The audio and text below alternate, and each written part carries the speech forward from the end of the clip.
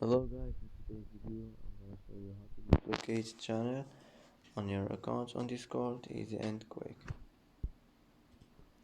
First, hold on it like this, and here you will find duplicate channel. Click on it.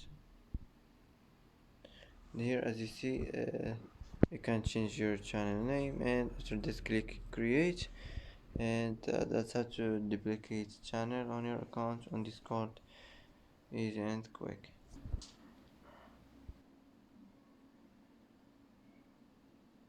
And that's it for today's video. If you like this video, don't forget to like and don't forget to subscribe.